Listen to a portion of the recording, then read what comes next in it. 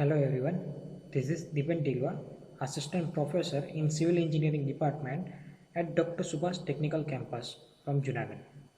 Welcome to all my YouTube channel Technical Talk. Hope you and your family members are safe and well. Today in this video session, we will discuss about the principle of planning and architecture.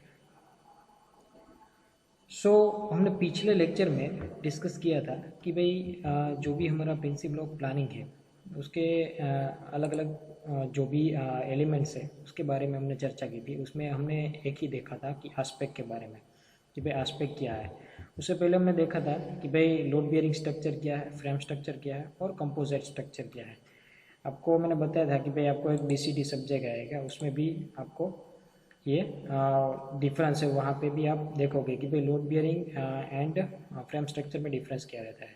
अभी हम आगे बढ़ते हैं तो यहाँ पे आप देख पाओगे कि भाई अलग अलग प्रिंसिपल है, यानी कि first aspect prospect, privacy, furniture requirement, luminance हो गया, grouping, circulation, sanitation, flexibility, elegance and economy.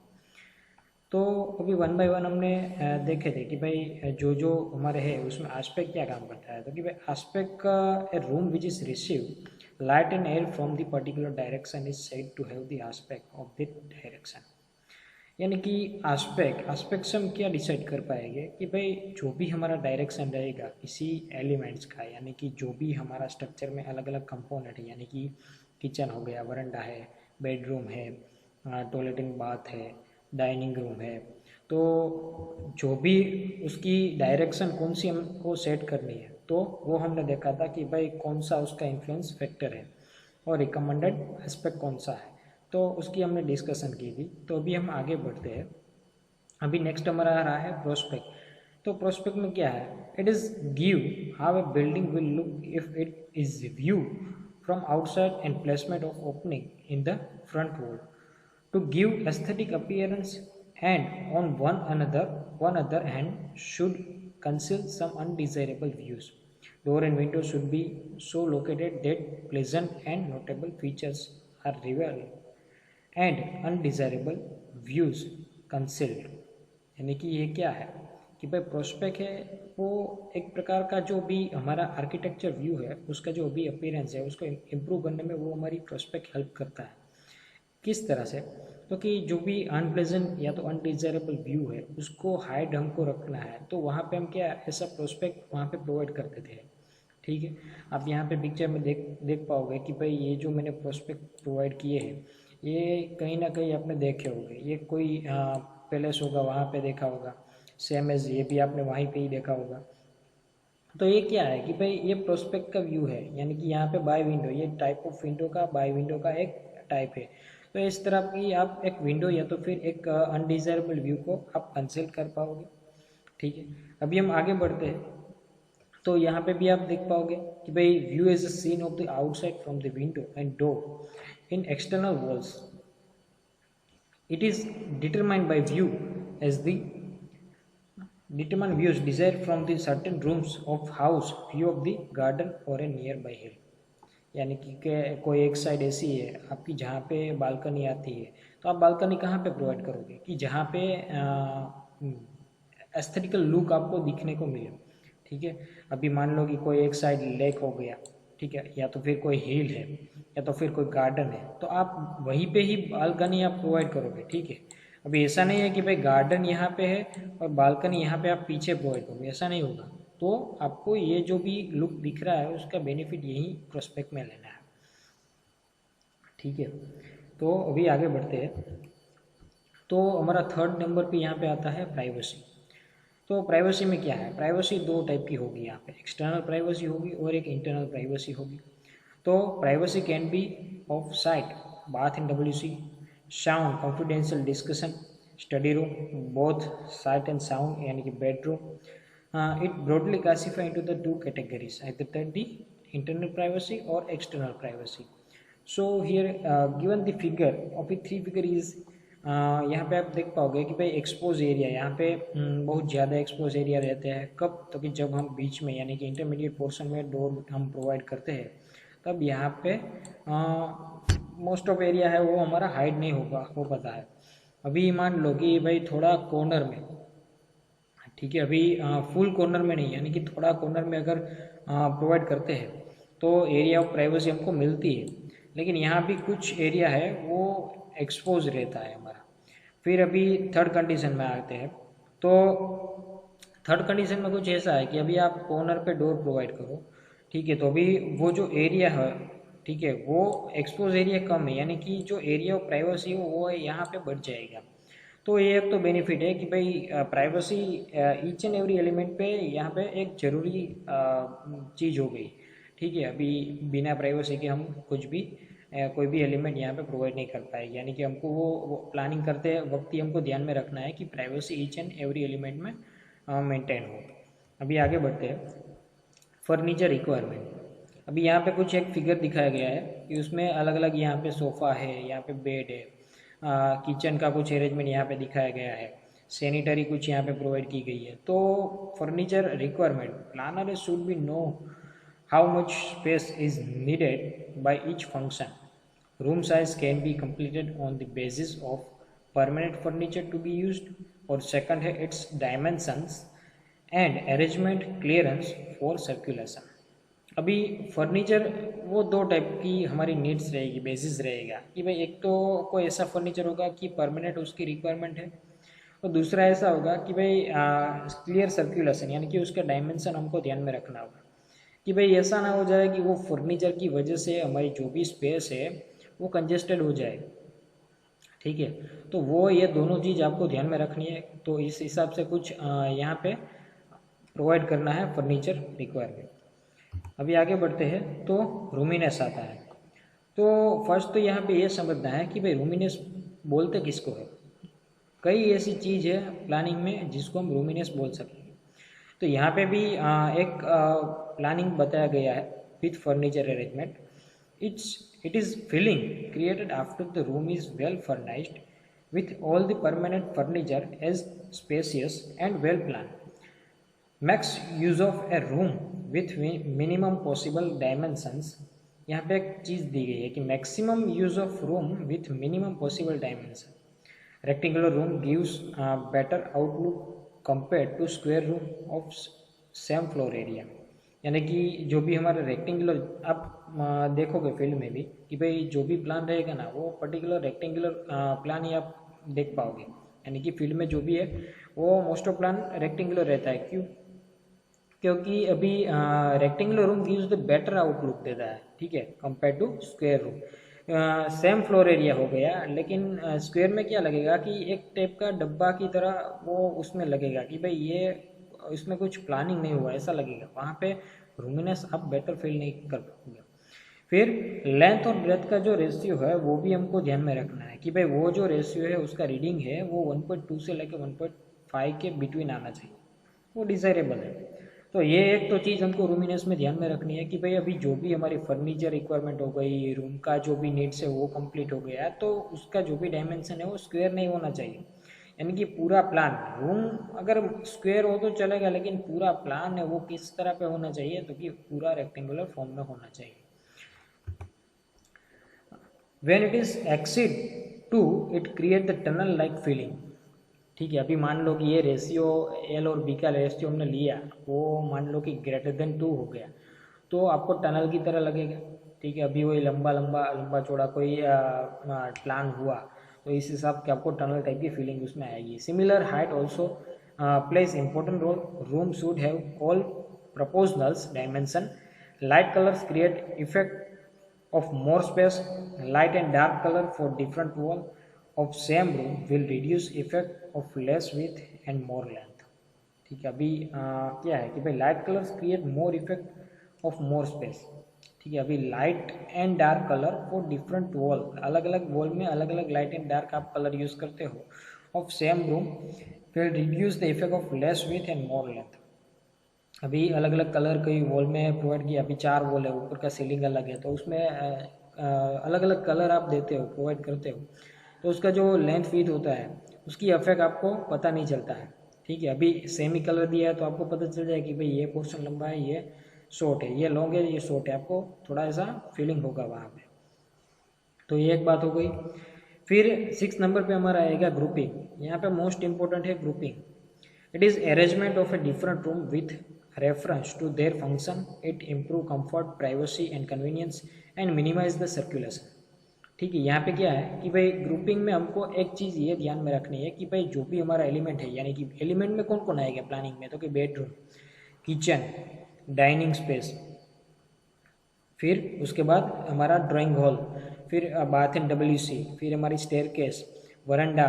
तो ये जो भी एलिमेंट है वो हमको ये ध्यान में रखना है कि वो सभी सारे एलिमेंट अपने आप ही वो इंडिपेंडेंस हो। ठीक है, वो किसी के ऊपर डिपेंडेंस ना हो, या तो फिर वो कोई ऐसा एलिमेंट्स ना हो कि भाई आपको जो सर्कुलेशन करने में कोई दिक्कत आए, कोई प्रॉब्लम वहाँ पे आप फेस करो।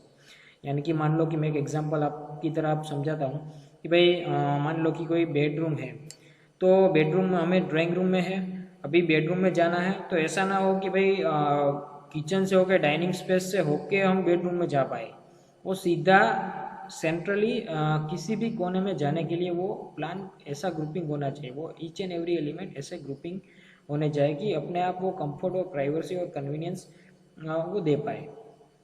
तो हमें उसमें क्या क्या पॉइंट ध्यान में रखने हैं, तो कि भाई point to be considered veranda adjacent to the drawing room, यानी कि वरंडा आएगा, फिर उसके बाद ही क्या आएगा, तो कि ड्राइंग रूम आएगा। Dining room close to kitchen, but obvious है कि भाई जो हमारा किचन होगा उसके एकदम बाजू में भी डाइनिंग स्पेस प्रोवाइड करना है। फिर बेडरूम टॉयलेट आएगा। Dressing room group together also are attach. Bath and WC should be near to the each other. ठीक है, अभी अलग अलग प्रोवाइड नहीं करना है। Staircase should be easily accessible from all the rooms. यहाँ पे मैंने बताया था कि भाई ईच एंड एवरी एलिमेंट्स वहाँ पे इंडिपेंडेंस होना चाहिए, यानी कि स्टेयरकेस जो कोई ड्राइंग रूम में बैठा होगा उसे ऊपर जाना है स्टेयरकेस से, और बेडरूम में भी बैठा होगा या तो फिर किचन में है, तो सभी को वो सूटेबल हो पाए, वो कंफर्ट हो पाए, कन्वीनियंस हो पाए, कुछ इस तरह से वो हमको स्पेस वहाँ पे प्रोवाइड करनी है, ग्रुपिंग करना है। WC should be away from the dining, यानी कि जो अब देखो भी डाइनिंग स्पेस हो गई, वहाँ पे कोई बाथ एंड WC का डोर नहीं आना चाहिए, या तो फिर डाइनिंग स्पेस से एकदम अपोजिट में होना चाहिए। ठीक है, अभी वो एकदम बाजू में, या तो फिर ऐसा ना हो कि भाई अभी कोई डाइनिंग में बैठा हो और उसको डायरेक्ट वो देख पाए कि भाई वो डोर ओपन है WC का, तो वो ऐसा कुछ ना होना चाहिए, यानी कि उसे पार्टीशन वॉल से अलग कर दो, या तो फिर कोई एक एलिमेंट वहाँ पे प्रोवाइड कर दो कि वो हाइड हो जाए। तो ये चीज़ हमको ग्रुपिंग में ध्यान में रखना है। अभी हम आगे बढ़ते हैं सर्कुलेशन के बारे में। तो इट इज़ एक्सेस इनटू और out of room, it is the internal movement inside a building. Circulation यानी कि सर्कुलेशन हमारी प्रॉपरली होनी चाहिए। अभी हमने ग्रुपिंग में भी बात किया। ये पॉइंट टू बी कंसिडर है, ये पॉइंट हमको ध्यान में रखना है कि भाई circulation area shall be straight, short, bright, lighted both day and night, well ventilated and free from the obstruction. अभी क्या है कि भाई शॉर्ट होना चाहिए, ब्राइट होना चाहिए, लाइटेड होना चाहिए और वेल वेंटिलेटेड भी होना चाहिए, और फ्री फ्रॉम ऑब्स्ट्रक्शन, कोई भी ऑब्स्ट्रक्शन वहाँ पे आने नहीं चाहिए। It should not affect privacy nor interfere with utility. अभी प्राइवेसी भी डिस्टर्ब ना हो और इंटरफियर कुछ यूटिलिटी है वो भी हमको बीच में ना आए। It is of two types, यानी कि हॉरिजॉन्टल और vertical. Horizontal is a circulation with in same floor. ठीक है, अभी एक ही फ्लोर में मूवमेंट करते हैं तो उसको हॉरिजॉन्टल सर्कुलेशन बोलेंगे। अभी एक फ्लोर से दूसरे फ्लोर पर हम जाते हैं तो उसको vertical circulation between the different floor, ये हम उसको बोल पाएंगे। अभी आगे बढ़ते हैं। तो सर्कुलेशन में यहाँ कुछ फिगर दी रखी है कि एक में लिखा है कि भाई रॉन्ग प्लेसमेंट ऑफ डोर। ठीक है, यहाँ पे रॉन्ग प्लेसमेंट ऑफ डोर लिखा है और यहाँ पे लिखा है करेक्ट प्लेसमेंट ऑफ डोर। तो इसमें दोनों में डिफरेंस क्या है कि यहाँ पे जो भी डोर प्रोवाइड किए हैं वो यहाँ पे सेंटर में है, यहाँ पे भी सेंटर में है, यहाँ पे भी आप देख पाओगे कि इसी हिसाब से तो यहाँ पे नहीं होना चाहिए, यहाँ पे भी नहीं होना चाहिए। ये आप कह सकोगे कि भाई ये प्रॉपर है। तो एक तो हमको ध्यान में ये रखना है कि यहाँ पे हमारा जो भी डोर ओपन होता है, ओपन होने के बाद हमारा जो भी डोर का एरिया है वो अलग से हमको प्रोवाइड ना करना पड़े, यानी कि जो भी डोर का बिहाइंड एरिया है वो भी मान लो कि अभी बीच में प्रोवाइड करते हैं और इस हिसाब से यहाँ पे डोर ओपन होता है। ठीक है, तो यहाँ पे ये बिहाइंड एरिया है, ये जो एरिया है वो हमारा वेस्टेज ऑफ स्पेस है। ठीक है, वहाँ वो स्पेस को आप कोई भी यूटिलिटीज़ वहाँ पे प्रोवाइड नहीं कर पाओगे, या तो फिर कोई एरिया अनयूजेबल है। ठीक है, अभी मान लो कि ये डोर ये जो डोर है मैंने यहाँ पे ओपन किया है कॉर्नर पे, तो ये डोर की मूवमेंट कुछ इस हिसाब से होगी, ठीक है। तो ये डोर ओपन होगा तो ये वॉल टू पैरेलल होगा, तो यहाँ पे कोई ऐसी स्पेस अनडिजायरेबल स्पेस नहीं होगी कि जिसको हम यूज़ ना कर पाए, ठीक है। तो ये चीज़ें हमको ध्यान में रखना है। देखो आप यहाँ पे भी कॉर्नर में है और यहाँ पे भी कॉर्नर में है।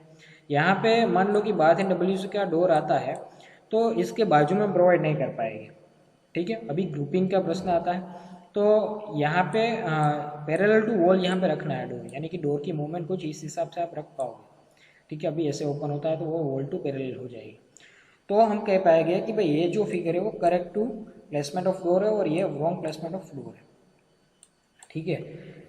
अभी आगे बढ़ते हैं। फिर उसके बाद आता है sanitation. It is provision and upkeep of various components of house to keep inmates and cheerful and free from the disease. Factor influence sanitation are the lighting, ventilation and cleanliness. अभी सैनिटेशन में क्या है कि कोई ऐसा undesirable वहाँ पे view provide नहीं करना है, या तो फिर प्रॉपरली हाइजीनिक कंडीशन वहाँ पे रहनी चाहिए। यानी कि उसके लिए कौन कौन से फैक्टर इन्फ्लुएंस करेंगे, तो कि सैनिटेशन हो गया, सॉरी लाइटिंग हो गया, वेंटिलेशन और क्लीननेस, ये तीनों फैक्टर वहाँ पे बहुत इंपॉर्टेंट है। फिर लाइटिंग की बात करते हैं तो lighting is a natural sunlight और आर्टिफिशियल, ठीक है। लाइटिंग है वो नेचुरल भी हो सकेगा, और कहीं पे ऐसा है कि बहुत कंजेस्टेड है तो वहाँ पे क्या होगा कि भाई वहाँ पे आर्टिफिशियल प्रोवाइड करना होगा।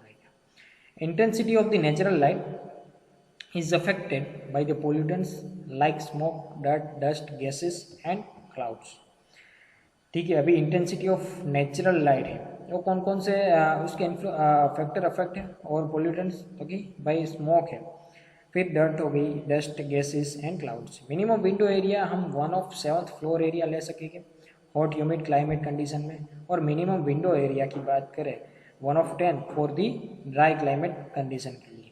यहाँ पे दो विंडो का एरिया यहाँ पे एक तो दिया गया है कि भाई सैनिटेशन में हमको ध्यान में क्या रखना है कि अभी हॉट ह्यूमिड क्लाइमेट हो, ड्राई क्लाइमेट हो, तो ये हमको वो वेंटिलेशन एरिया वहाँ पे प्रोवाइड करना है, ठीक है। अभी आगे बढ़ते हैं वेंटिलेशन में।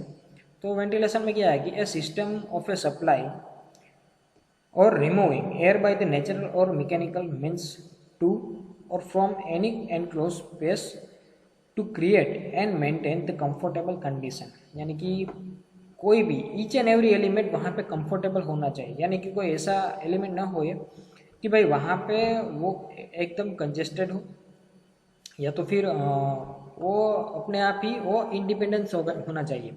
तो उसके लिए पॉइंट क्या क्या हमको ध्यान में रखना है, तो कि basic requirement in ventilation sensation of comfort, reduction in humidity, removal of heat, proper supply of oxygen, reduction of dust, यानी कि ये जो कंपोनेंट है वो ध्यान में रखना चाहिए, यानी कि प्रॉपर ऑक्सीजन वहाँ पे आना चाहिए, जो भी डस्ट पोर्शन है वो कम आना चाहिए। आपको एक प्रॉब्लम आपने फेस किया होगा कि जो भी रोड टच जो भी हाउस होल्ड रहेंगे वहाँ पे ये डस्ट का प्रॉब्लम मैक्सिमम रहेगा, ठीक है। तो ये एक तो कम आना चाहिए। फिर जो भी हमारा प्लान है, प्लान के पूरी पेरीफेरी में हमको एक ग्रीन बेल्ट प्रोवाइड करना है, तो ग्रीन बेल्ट से क्या होगा, यानी कि वहाँ पे फार्मिंग कुछ करना है तो उससे क्या होगा कि भाई बेटर ऑक्सीजन लायबिलिटी वहाँ पे क्रिएट हो पाएगी। फिर orientation of the building and location of window help in provide the proper ventilation. यहाँ पे मैंने कुछ रेड वर्ड्स में लिखा है, तो ये बात बहुत इंपॉर्टेंट है कि भाई ओरिएंटेशन जो भी हमारा बिल्डिंग का रहेगा वो बहुत इंपॉर्टेंट है, ठीक।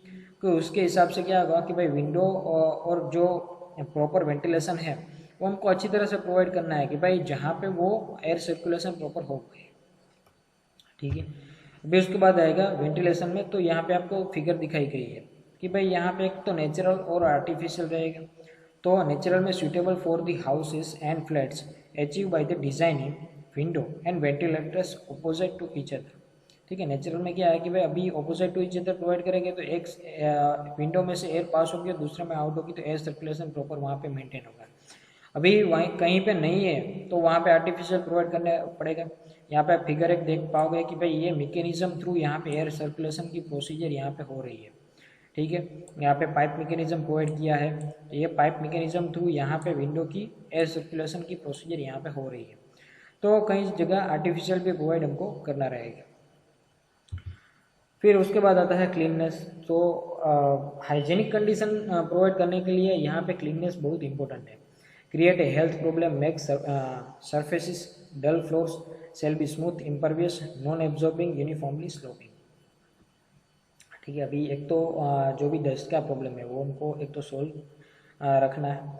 ठीक है, अभी वो स्मूथ होना चाहिए, नॉन एब्जॉर्बिंग, इम्परवियस होना चाहिए, यूनिफॉर्मली स्लोपिंग यानी कि लेवल उसको ठीक है हिसाब से अच्छी तरह से दिया गया होगा। फिर उसके बाद आएगा डैम्पनेस यानी कि wetness, root cause of the infection, wall and floor shall be damp proof, kitchen bath and WC shall be drain off quickly.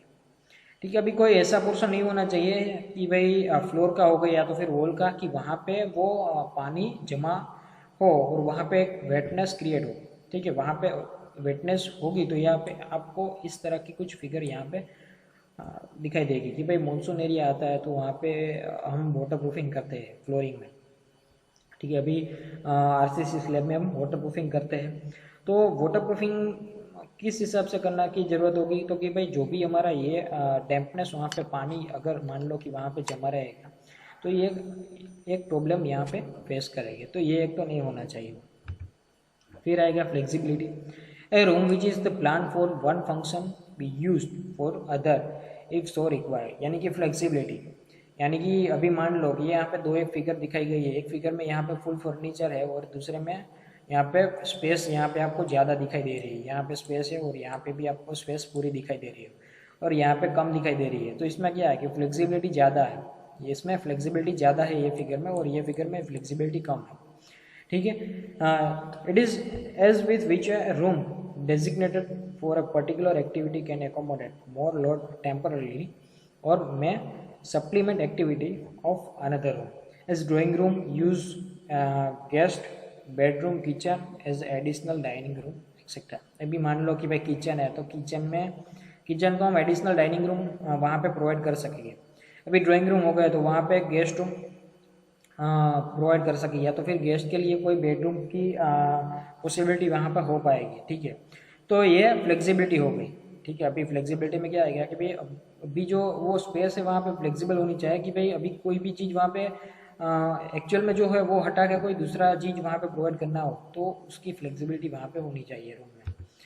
फिर आता है हमारा elegance, it is grand appearance of a building mainly owing to the elevation which is turn depends on the plan depend on elevated site, architecture, neighborhood, conformity with nature, adjoining building and relevant placement। A better elegance can be obtained by the कब ऐसा elegance हम provide कर पाएंगे, यानी कि elegance की हम बात करें तो एलिगेंस यानी कि वो पोर्शन की जो भी हमारा आर्किटेक्चर व्यू यानी कि अपीयरेंस वो इम्प्रूवमेंट हो या तो फिर देखने में अच्छा लगे।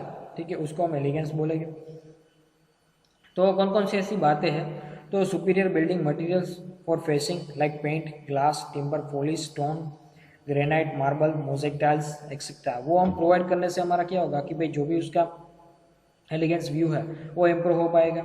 Provide projection like sunset, balconies, porch etcetera. अब यहाँ पे देख पाओगे कि यहाँ पे डोरमर विंडो प्रोवाइड की रखी है, यहाँ पे कुछ इस हिसाब से ऑफसेट दिए हैं, यहाँ पे भी कुछ ऑफसेट दिए है, यहाँ पे पिलर प्रोवाइड किए हुए हैं, यहाँ पे आर्किटेक्चर इम्प्रूवमेंट के लिए यहाँ पे बालकनी प्रोवाइड की रखी है, यहाँ पे एक विंडो भी प्रोवाइड की रखी है। तो ये सभी की कंपोनेंट क्या है कि भाई उसका जो एलिगेंस है वो उसमें इम्प्रूवमेंट करते हैं।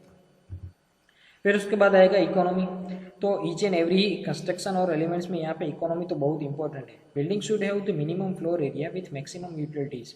ठीक है, अभी उसका एरिया जो मिनिमम है उसके हिसाब से उसकी तो यूटिलिटी मैक्सिमम होनी चाहिए। It should not achieve at the cost of strength only with proper planning and utility of space being the maximize, passage being minimise.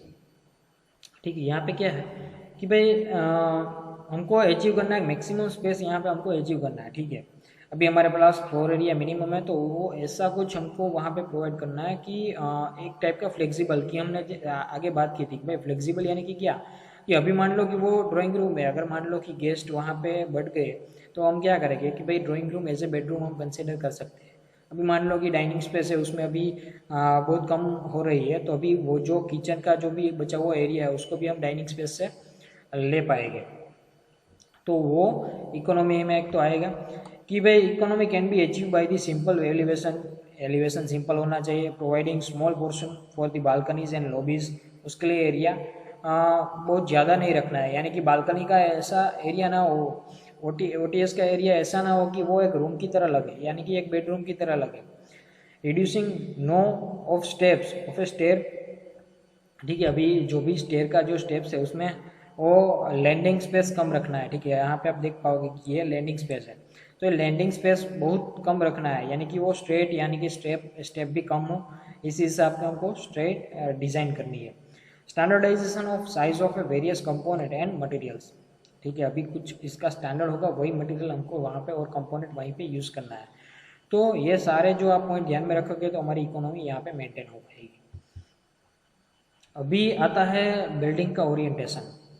तो ओरिएंटेशन में क्या है, the word orientation means to give the proper orientation, यानी कि एक प्रकार की direction, ठीक है। अभी कोई भी बिल्डिंग, यहाँ पे हम बात करें बिल्डिंग के ओरिएंटेशन, यानी कि जो भी बिल्डिंग की डायरेक्शन है वो प्रॉपर होनी चाहिए। हमने एस्पेक्ट में भी देखा था कि भाई जो हमारा ईच एंड एवरी एलिमेंट है, यानी कि kitchen, bath, WC, drawing room, study room, ठीक है, वरंडा, तो जो भी पोर्शन है उसकी हमने पर्टिकुलर डायरेक्शन दी रखी थी। भाई किचन है तो वो ईस्ट में आना चाहिए, या तो फिर नॉर्थ ईस्ट में हम प्रोवाइड कर पाएंगे। अभी हमारा मान लो कि बेडरूम है तो वो साउथ ईस्ट में हम प्रोवाइड कर पाएंगे। तो वो हमारी कुछ डायरेक्शन थी, तो इसी हिसाब से यहाँ पे ओरिएंटेशन हमको डिज़ाइन में करना है। Direction to the building so that it gain the gift of a natural resource such as the rain, sun, air etcetera to a great extent as a and when required, यानी कि जब भी हमको वो सारी चीज़ें की ज़रूरत हो तब वो मिले। अभी मान लो कि विंटर में हमको सन की रिक्वायरमेंट होगी, ठीक है। अभी मानसून में प्रॉपरली रेन हमको दिख पाए, या तो कुछ प्लेजेंट अपीयरेंस वहाँ पे हमको दिख पाए, ऐसी सीनरी हमको बालकनी में से दिख पाए, इसके लिए प्रोस्पेक्ट प्रॉपरली प्रोवाइड करना है। तो वो सारी चीज़ें हमको ध्यान में रखनी है, उसके लिए ओरिएंटेशन बिल्डिंग का प्रॉपर होना चाहिए, ठीक है। अभी एक ही वर्ड में सारे एस्पेक्ट प्रोस्पेक्ट अभी सभी को हमको रिप्रेजेंट करना हो तो हम बोल सकते हैं कि ओरिएंटेशन ऑफ द बिल्डिंग, ऐसा कुछ हम कह पाएंगे। Properly oriented building gets the reasonable amount of air and light. अभी कोई प्रॉपर ओरिएंटेशन हो तभी वहाँ पे ऐसा ना हो कि आर्टिफिशियल वहाँ पे लाइट जनरेट करनी पड़ेगी हमको ऑन द डे, ठीक है। अभी वहाँ पे सनशाइन जब भी रहेगा तब तक वहाँ पे प्रॉपरली लाइट एंड वेंटिलेशन आएगा। Minimize the outer surface of the building direct toward the sun, it help to minimize the heat conduction and radiation, यानी कि कुछ बिल्डिंग का ओरिएंटेशन ये ना होना, ऐसा होना चाहिए। यहाँ पे आप फिगर में देख पाओगे कि यहाँ पे नॉर्थ साउथ में बिल्डिंग का ओरिएंटेशन है, ठीक है।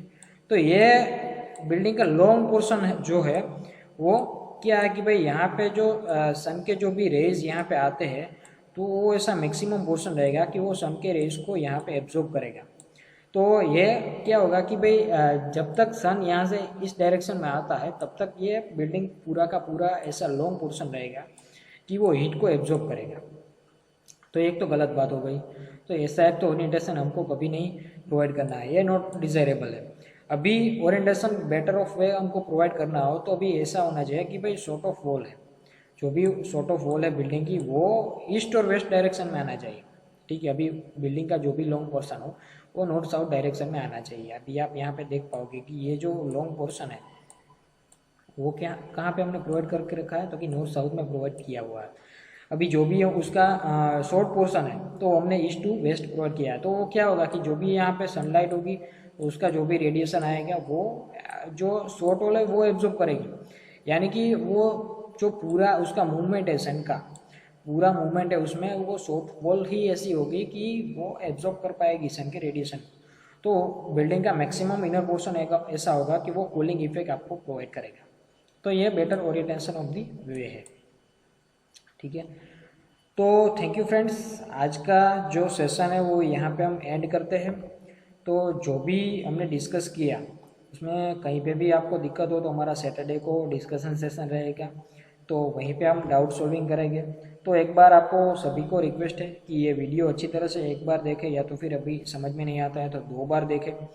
फिर आप जो भी हमारा डिस्कशन सेशन यानी कि डाउट सॉल्विंग सेशन रहेगा उसमें आइए और वहाँ पे हम ये डिबेट की तरह हम डिस्कशन करेंगे। तो ये क्या होगा कि आपको ये 2 टाइप के यहाँ पे बेनिफिट होंगे कि हमने जो भी टॉपिक यहाँ पे डिस्कशन किए हुए हैं तो उसके रिगार्डिंग आपको एक्स्ट्रा कोई रीडिंग करने की कोई ज़रूरत नहीं होगी, ठीक है। तो ये उसके बेनिफिट है। तो यहाँ तक रखते हैं सेशन।